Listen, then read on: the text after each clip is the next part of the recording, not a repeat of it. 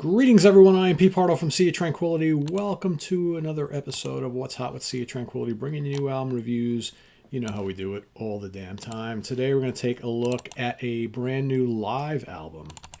That's right, a live album in 2025. Yes, bands still do release live albums. This is a really good one, folks. This is the second live album from this Swedish band. I was going to say Swedish band from Stockholm, Sweden. They've been around for quite a while. We've talked about them a lot on the channel over the years. Done a ranking show on them. I'm a big fan, and this is a really good live album. It's Made in Kuba by Siena Root. Kuba spelled K-U-B-A. You might be asking, well, Pete, what does Kuba stand for? Well, apparently, according to their Bandcamp page, double live album recorded and mixed analog in 2024, named after the location of its creation, Jena, Germany's Kulturbahnhof, short form Kuba. So I guess take the K-U and then the B-A from Kulturbahnhof, Kuba. All right. The follow-up to the band's previous highly acclaimed live document, Root Jam, which came out in 2011. Oh, God, it's that long ago. Takes off where its predecessor left off in many ways. Total running time of about 85 minutes. Featuring in the band, we got Sam Reifer on bass, Love Forsberg drums and percussion, Zubaida Solid on vocals and keyboards, and Johan Borgström on guitars. And there's some special guests on here as well, which we'll get to in a second. So let's take a look at the digipack here. Kind of has a look and feel of a Siena Root album. All right. Cool little live shot there. You open it up. There is the band. You got your tracks. And then there's really not much else to show. No additional photos or anything like that. And there's no booklet here, but let me give you any additional information here. So, again, I mentioned Sam Riffer, bass and vocals, Love Forsberg on percussion, otherwise known as Billy, Johan Bergström, guitar and vocals, and Zubaida Solid, lead vocals, organ, and Fender Rhodes. She's a really good singer. She's such a good fit for this band. You know, they have been through singers fairly often throughout the career of this band. I think, if you've been following them from early days, they've had like numerous vocalists. She has been on the last couple of studio albums, and she, I think, hopefully will be a permanent fixture in the band, because I think she really gels well with this group who play, Siena Root. What are they? They're kind of like this retro late 60s, early 70s heavy rock band, but they incorporate elements of blues and psychedelia and prog and stoner all into this sound, which is really, really cool. They're just a fun throwback band. There's this funkiness to their music as well. This album also features Eric Peterson, not to be confused with Eric Peterson from Testament, who helps out on organ, clavinet, and Rhodes on a couple tracks, and then Lisa Isaacson, flute and vocals on a couple tracks. So, like I said, it's 84 minutes and change here. Is there any other info I can give you here other than... that's basically about it. So, it's a really good sounding live album, all recorded on analog. It's got that warmth to it. There are... how many tracks in total? I'm terrible at counting, so let me go through that. So 12 tracks in total. So you got roughly, you got 7 on one side on one disc and 5 on the next. You get a selection of songs from throughout their discography. You got some of the tracks are kind of longish. You got lots of jams on here. There's great keys and fiery guitars.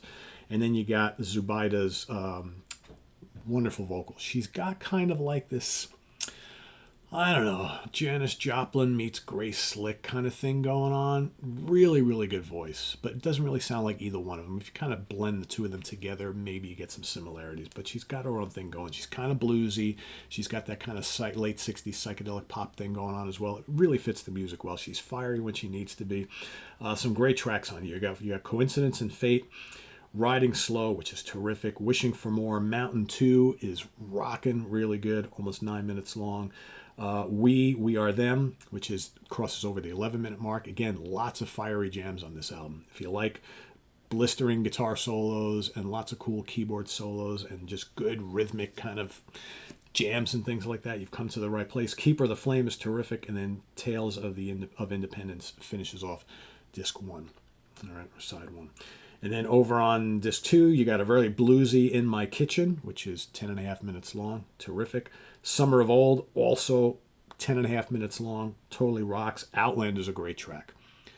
Good, groovy, hard rock song there. You got Imaginary Borders, and then Root Rock Pioneers, which is 8.5 minutes long. That's like a bluesy jam. Good old school kind of blues jam. Really, really good stuff. And they just totally look the part. I mean, look at them. They just have that cool kind of Scandinavian look to them, like they just crawled out of a 1972 time capsule. They totally fit the mark. This band just oozes coolness, oozes like attitude and just retro goodness. I love this band a lot. They're really good. This is a great, great live album, and it's, again, the recording is spectacular. The guitars have a warmth to them. They're kind of fuzzy, but not overly so. Clean when they need to be. Bluesy, certainly. Her vocals are great. The rhythms are really cool. Keyboards are nicely done. Lots of cool textures. Can't recommend this highly enough. Really, really good stuff. So I'm going to put the link to the Bandcamp page. You can actually go listen to the entire album. I believe Ken Golden has this in stock. This is on Perception, which is a division of Reigning Phoenix Music. So they're on a pretty notable label now. Hopefully they'll stay on there. They've had issues with going from label to label to label over the years, which has been kind of crazy, hard to keep up. But yeah, really good stuff. Made in Kuba from Siena Root. Brand new double live album. Go check it out if you haven't already, and give it a listen. Link will be below. Visit us on the web at www.seatranquility.org. We're on Facebook, YouTube, and Instagram all the damn time. Please subscribe if you haven't already, and click on that notification bell so you get alert of all of our content as a post. And please do hit the like button before you leave. Also, down below, down there, we get the links to our Ko-Fi page for channel donations, our merch page, our Cameo page, and the Sea Tranquility membership options. So go check that out. And we thank you for all your support, folks. Greatly appreciated. And we'll see you soon here with more stuff, more new reviews coming up. I got the new Atomic Rooster. Yes, a new Atomic Rooster in 2025. But Pete, aren't like the 3 classic members of the band all gone? Yes, they are. But a certain guitar player from their 4th and 5th album, Steve Bolton, has gotten the approval of the family, of Vincent Crane's family, to put a new version of Atomic Rooster back together. They got a brand new album called Circle the Sun. I will be talking about that very, very shortly here on the channel. We've also got, like I said, the new Daryl Weighs Wolf box set. I've got the Lars Fredrik Frøsli reissue of his album that he just released, but here it's featuring old school Italian symphonic vocals instead of these Swedish vocals, right? So going to be checking that out. Like I said, Daryl Weighs Wolf box set cadenza, and I've got the new Leprous live album, An Evening of Atonement. So all that coming up and more in the days ahead. So stay tuned for all of it, and we'll see you then. I'm Pete Pardo. Thanks for watching, everybody. Tune in soon. Bye-bye.